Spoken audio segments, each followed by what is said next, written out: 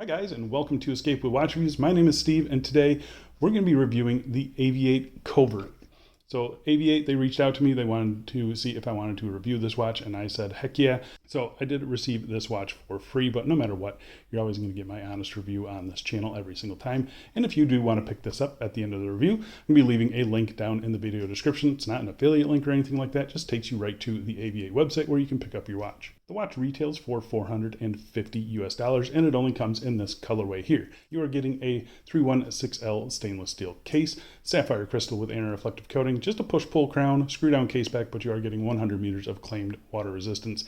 And the watch is powered by the Miyota 9015 automatic movement. So, Avi8, they are known for their kind of wild and crazy designs, pilot design specifically.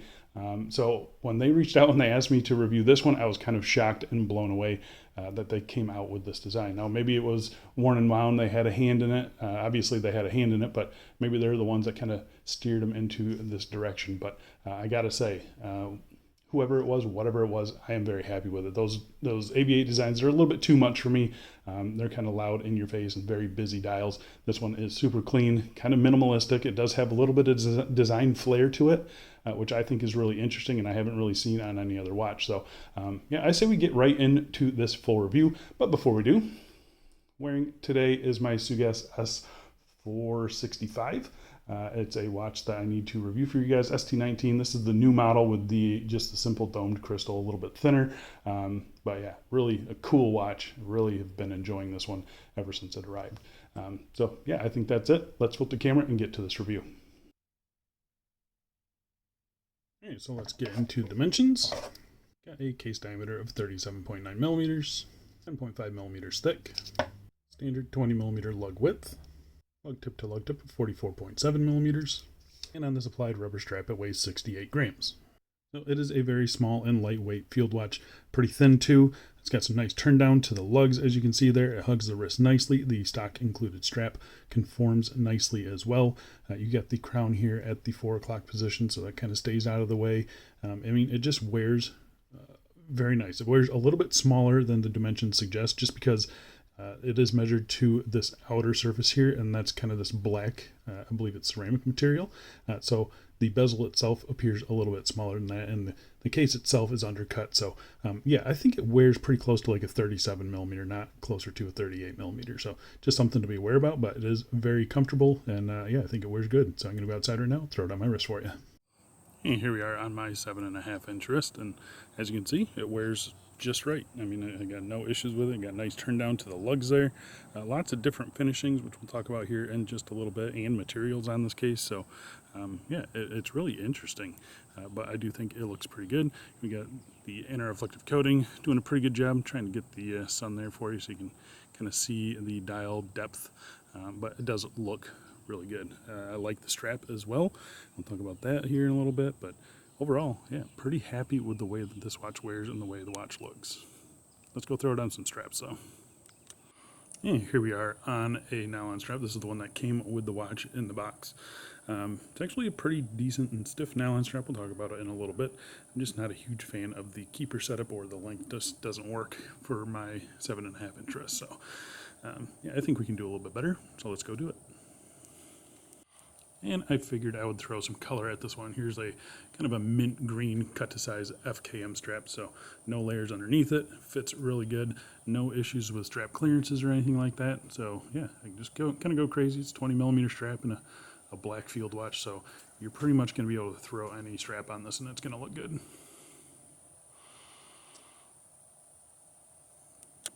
And lastly, here we are on a nylon strap. This is a OG Bond style. I think it looks pretty good. There's a little bit of popper red on the dial, so I figured the red on the strap kind of brings that out. And I think it looks good. 2 layers underneath the watch there, still sitting very nice, very comfortable. All right, let's go back inside and let's get back to this review. All right, so let's talk about case finishing. And there's actually a lot going on here. We have 3 different case finishings and 2 different materials. So let's get into it. So you can see here on the top of the bezel, we have a circular brushing. There is a little bit of a polished chamfer there.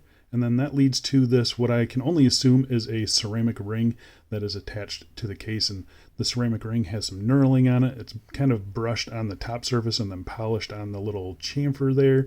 And I think the knurling is all polished.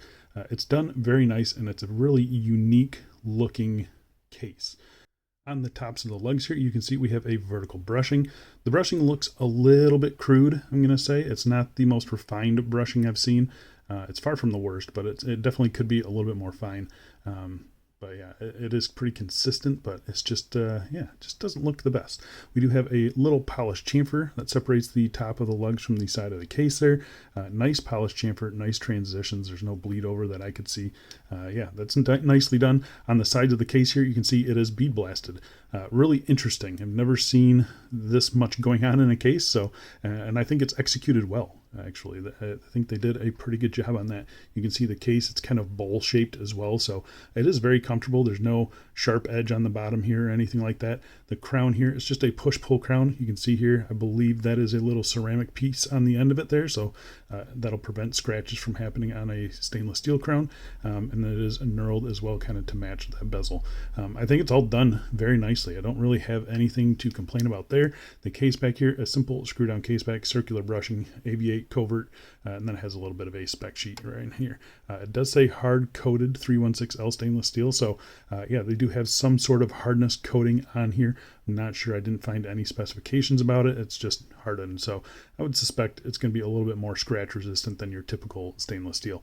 But yeah, I think the case back here is done nice. Again, there's no sharp edges on it, and the case in general is finished to a pretty high standard, I would say, other than the brushing seems to be a little bit crude. But other than that, pretty happy with the case finishing on this watch. And let's talk about the crystal. First things first, test it for sapphire.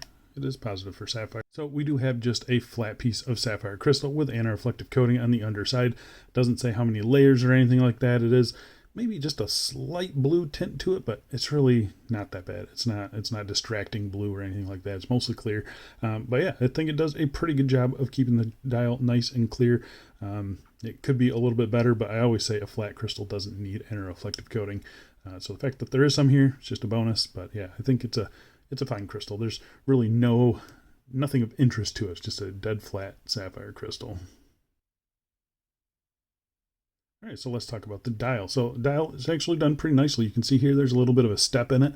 It looks pretty nice. It is just a matte black painted nicely. There's no flake, there's no texture to it. It's just a simple matte black dial. You have applied indices at all the hour markers. You get the 12, 3, 6, and 9 numerals. They are kind of this 3D printed look, but they are not like a full loom block. It's just loomed on the top surface and then painted on the sides to kind of look like those new loom blocks that we're seeing everywhere. So a little bit disappointing there. We'll get to the loom shot here in just a second. But besides that, it's actually a very clean dial and something you don't really see from Avi8 very much. You have the Avi8 branding there in this gray, kind of a matching gray on the second seam there with a red arrow tip. The hands, they are brushed, so they contrast very nicely with the dial. They never get lost. Nice and big and bold and a good length. Yeah, I mean, they look really good. Those are also filled with loom. You have a printed minute track around the outside there, numerals there at the 60, 15, 30, and 45. We do have a date window color matched tucked in between the 4 and 5 o'clock index in this kind of circular window. So it kind of stays out of the way.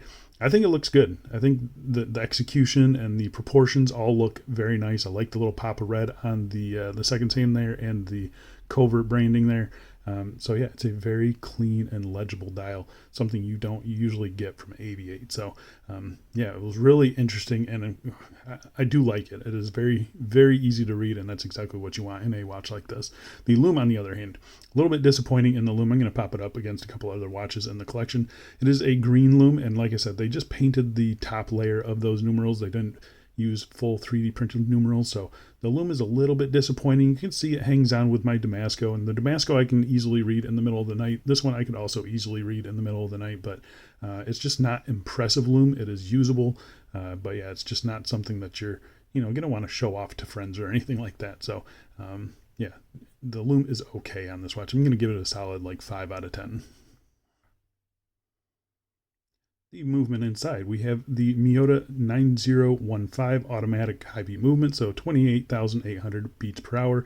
It hacks, it hand winds, single directional winding rotor, and I can hear it in the back every once in a while, so it's something you got to get used to with this movement.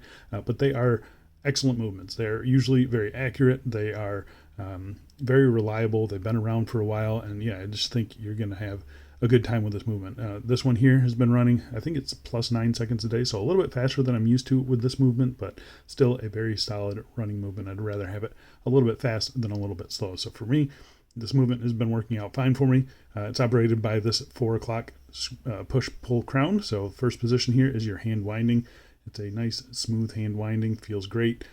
First position here is your date change. So you roll it forward, forward to change the date. Everything seems to be nicely centered in there as well. Pull it out again, that hacks the movement, and this is where you set the time. Everything functions as it should. The hand alignment, let's see, look to be a little bit off there. Yeah, the hand alignment's just a little bit off. I'm going to say probably a couple minutes off. Yeah, it's not bad. I'd like to see that a little bit better, but yeah, other than that, pretty happy with the overall performance of the movement. I think it's actually really nice. $450, kind of the going rate for a watch, micro brand watch with this movement. So yeah, pretty happy with the movement, the choice in this one. All right, so let's talk about the strap. So the strap that comes on the watch is this kind of fitted rubber strap. I believe it's just a normal rubber. It doesn't feel like FKM or anything like that. Doesn't seem to be picking up dust or anything like that. I haven't had it on the strap for too long, but seems to be okay. I like the pattern on it. I think that looks pretty good. It's a pretty thin and flexible strap. It is quick release, as you can see here, so that's nice. Avi8 branded on one side, no branding on this side. It's a good length for me, and yeah, I mean, overall, it's just a nice solid option. And you can see here, it kind of flares out to match the lugs.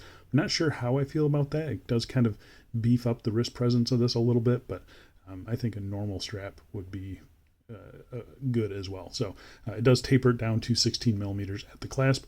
We do have a nice clasp, and the clasp actually matches the finishing of the case. You can see here brushed on the top, nice polished chamfer, and then bead blasted on the side. So really impressed that they kept the finishing consistent from the case to the buckle. You don't see attention to detail like that very often. It is branded with the Avi8 branding there. Yeah, it's actually a really nice buckle, and the strap itself is very nice. And the nice thing is that it does come with a nylon strap in the box and a couple spring bars that you can use. So yeah, that's nice. You have, again, that nice Avi8 branded buckle, 20 millimeters all the way through, brushed hardware. It's a kind of a ribbed nylon strap. It's a pretty stiff nylon strap, so there's lots of support there.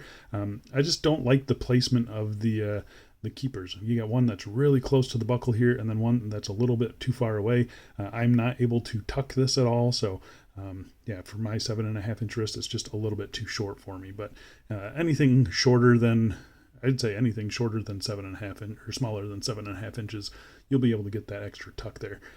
But yeah, I'm just not sure why they did it the way they did it. Typical nylon straps, you know, the hardware setup like that, and this works out really good for me.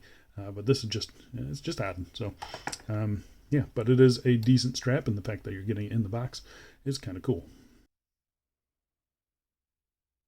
And since I did just mention the box, I'm going to show it off to you guys. It's kind of this tin can style of box. It's pretty cool. It comes with the strap over here, the watch over here. It comes with a spring bar tool.